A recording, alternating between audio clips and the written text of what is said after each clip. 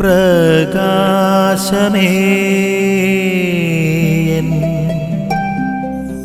മിഴി തുറക്കുക വേഗം.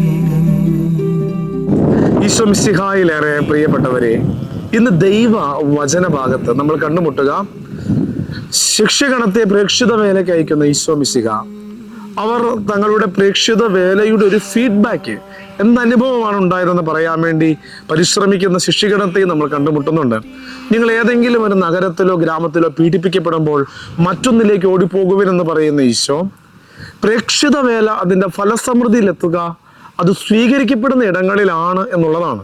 കർത്താവിൻ്റെ പ്രേക്ഷിതൻ, കർത്താവിൻ്റെ പുരോഹിതൻ, കർത്താവിൻ്റെ സമർപ്പിതൻ, അവൻ പ്രേക്ഷിത വേല നടത്തുമ്പോൾ അത് സ്വീകരിക്കുന്ന ഇടങ്ങളിൽ അതിന് കൂടുതൽ ഫലമുണ്ടെന്നും ചിലർ അതിനെ സ്വീകരിക്കാതിരിക്കുമ്പോൾ അവർക്ക് ആ വ്യക്തി ജീവിതങ്ങളിൽ അവർക്ക് അതിൻ്റെ ഫലം ലഭിക്കുകയില്ല എന്നുമുള്ള ഒരു ഓർമ്മപ്പെടുത്തലാണ് ഇവിടെ ദൈവവചനം നമുക്ക് നൽകുക. എല്ലാ കാലങ്ങളിലും നമ്മുടെ ദേശങ്ങളിൽ, നമ്മുടെ ഇടവകകളിൽ പ്രേക്ഷിത വേലയ്ക്ക് ധാരാളം വേല നൽകണമേ എന്ന് ഈ ദിവസം നമുക്ക് പ്രാർത്ഥിക്കാം. വിളഭൂമിയിലേക്ക്, പ്രത്യേകിച്ച് ഭാരതത്തിൻ്റെ പലയിടങ്ങളിൽ, മിഷൻ പ്രദേശങ്ങളിൽ, മറ്റ് ഈശോയെ അറിയാത്ത ഇടങ്ങളിൽ, ആഫ്രിക്കൻ നാടുകളിൽ, അവിടെയൊക്കെ പ്രേക്ഷിതരായി ധാരാളം പേരെ ഞങ്ങളുടെ ഇടയിൽ നിന്ന് തിരഞ്ഞെടുക്കണമേ എന്ന് നമുക്ക് എല്ലാവർക്കും ആത്മാർത്ഥമായി പ്രാർത്ഥിക്കാം.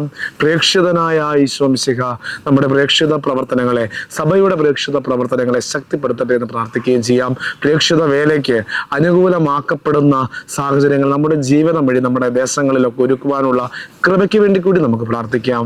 ആമേൻ. നിൻ വഴിയേ നടക്ക